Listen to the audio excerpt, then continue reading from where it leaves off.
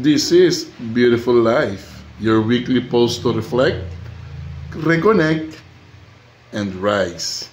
So muling nagbabalik ang Beautiful Life at may mga content ulit tayong ipopost weekly, no?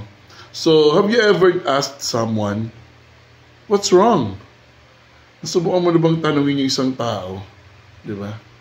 Ano nangyayari sa'yo? Bakit ka ganyan? Diba? And then, all of a sudden, itong tao na to titingin sa'yo, okay? At sasabihin niya, I don't know. Hindi ko alam. Diba? Parang siya mismo confused sa sarili niya. Hindi niya alam kung ano yung nangyayari sa kanya. Hindi ito isang evasive way ng kanyang pagsagot, pero it's a blank stare, no? Nakatingin siya sa'yo, na parang siya din mismo confused. Hindi ko alam kung ano nangyayari sa akin. Bakit ganyan ka? Hindi ko nga alam ba't anong nangyayari sa akin, di ba? Like they truly don't know what they're feeling. Hindi nila alam talaga kung ano yung nararamdaman nila, kung ano yung nangyayari sa kanila.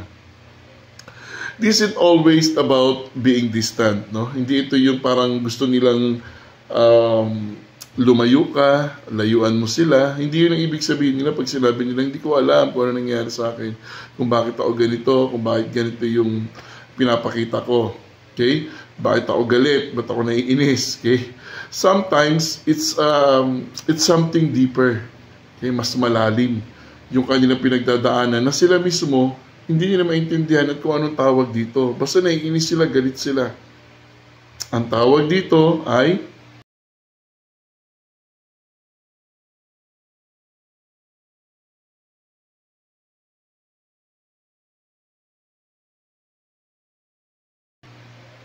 alexithymia. The struggle to identify and express emotion. So, alexithymia, it is the struggle to identify and express emotion. Hindi mo alam kung paano ma-express yung nararamdaman mo. Okay? Nag-struggle ka na ma-identify bakit ka galit, bakit ka naiinis, bakit ayaw mo may kausap. Okay? People with alexithymia aren't heartless. Okay? Huwag niyo isipin na hindi sila marunong umintindi, hindi sila nakakaunawa sa feelings and emotion. Okay? Huwag niyo isipin na they are cold. Okay? Na nalalamig sila sa inyo kung sila ay karelasyon nyo. Okay? Because they're not cold. They're just emotionally disconnected.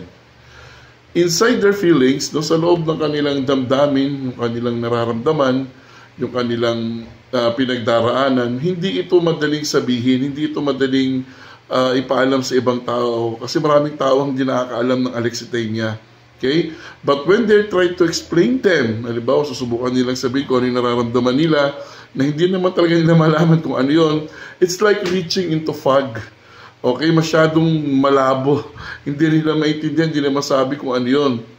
They might say, they're fine. Pwede nilang sabihin yun. Okay lang ako, sige na, huwag mo na ako kausapin. Okay? But their body is telling a different story. Okay? Kaya pag sinabi nilang they're fine, and then sasabihin mo sa kanila, okay ka pala, bakit asimangot ka, ba't naiinis ka? Okay? Kasi nga, iba yung sinasabi ng kanilang katawan. Okay? Pwedeng fatigue, pwede ring tension, pwede ring akala mo may bara yung kanilang lalamunan na hindi nila masabi talaga kung ano yung gusto nilang sabihin about their feelings. Okay? Kaya minsan, usually, sinasabi lang nila, okay ako. I'm fine. Okay? Pero, they'll say, I'm okay. Okay? Minsan, para ulit-ulit nilang sasabihin yan, huwag mo na lang ako usapin, okay lang ako. Huwag mo na lang ako usapin, I'm fine. Okay? So, minsan, yung mga tao na kausap ng mga taong may alexithymia, ang iniisip nila ngayon, parang gustong i-distant nitong tao na ito yung sarili niya. Because they don't know how to name what they feel. Ganun lang kasimple yun. Hindi nila alam kung anong tawag doon sa nararamdaman nila. And most of the time, they lost someone they love. Okay? Pwedeng at the back of their mind, pwedeng nung bata sila, meron silang na-experience, they lost someone they love. Okay? At during that time, hindi lumabas yung emotion ng parang pighati, no? Na pagkawala ng isang taong mahal mo sa buhay, hindi siya na-release. Minsan naman, they feel something but they don't know what it is. Minsan may nararamdaman naman sila pero di alam kung ano yung nararamdaman nila. Okay? So, pwedeng lahat yun nagsimula nung sila ay bata pa, nagkaedad sila. Kaya minsan sa isang relationship, okay, with their partners sa isang relasyon, hindi sila nakakapag-open up, hindi nila kayang sabihin kung ano yung pinagdaraanan nila. Para siyang repressed emotion. Okay? So, sa subconscious mind, nandoon siya pero hindi mo kayang sabihin kung ano ito. Okay? At hindi mo alam kung paano ipaliwanag kung ano ito. Pero kung isipin natin mabuti, kung dadaan ka sa isang psychotherapy, malalaman mo na ito pala ay isang repressed emotion. At ito ay nangyari noong mga panahon na hindi mo na ilabas yung emotion na meron ka. Okay? Usually nga, narinig natin, hindi ko alam kung paano sabihin. Okay? Not because they don't care sa isang relationship, karelasyon mo, asawa mo, girlfriend mo, or something to that effect, pinipilit mo siya magsalita at sasabihin niya sa'yo, hindi ko nga alam kung paano sabihin. Okay? But it doesn't mean nanlalamig ako sa'yo or ayaw na kita. Okay? Parang, alam mo yun, they cannot find words kung ano yung nararamdaman nila. So, ang tanong, bakit nga ba nangyayari yun? Okay? As I mentioned kanina, itong lahat ng ito ay nagsimula from the past. Okay? Kaya nangyayari yung mga ganyan sa ibang tao. So, kung magkaaroon ka ng isang therapy session, okay, it traces back to childhood usually, nung bata ka pa. May mga nangyari nung bata ka na hindi mo na ilabas yung emotion mo. Okay? Homes where feelings were ignored. Okay? May mga damdamin ka sa bahay niyo before, nung bata ka pa, na hindi pinapansin. May mga emotion ka na hindi parang binibigyan ng attention. Or kung minsan, nagiging punishment pa sa'yo, na pag nagsalita ka, tumahimik ka, pag nakikita lang nahihirapan ka, buti nga ilang nararamdaman mo yung mga ganong klase, no? So yung ganong paraan, nagde-develop siya sa tinatawag na alexithymia, okay? Na ito ay isang trauma na pinagdaanan mo from the past. So as a way to protect themselves from overwhelming emotions, nagiging alexithymia yung repressed emotion na yun, na hindi na ilabas, hindi narinig ng iba, hindi mo siya na-share sa iba nung bata ka. Lalo na yung hindi ka umiiyak. Okay? May mga pangyayari sa buhay mo na hindi ka umiiyak. Lagi mo lang tinatanggap. Okay? Ito yung mga pwedeng maging dahilan na mag-develop sa yung alexithymia. Kaya usually, sila yung mga taong misunderstood. Okay? Sila yung mga tao na parang hindi naiintindihan.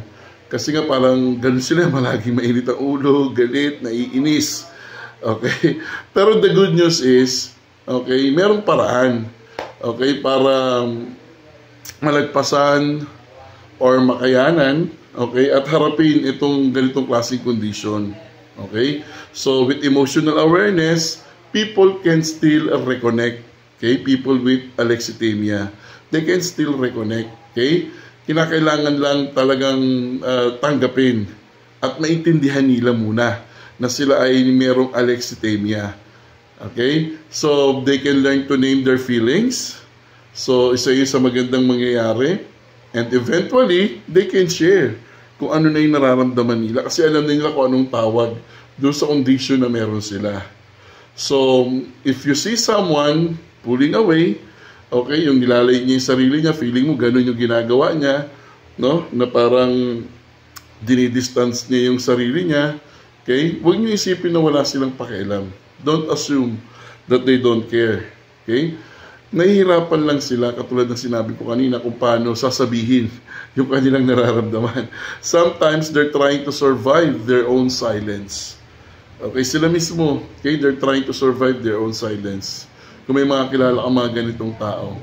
So if you think, after watching this video, that you are experiencing alexithymia and you want help, message us at Counselors Insight. Just click the link dito sa video na to dyan sa baba. Nandyan yung link ng Counselors Insight.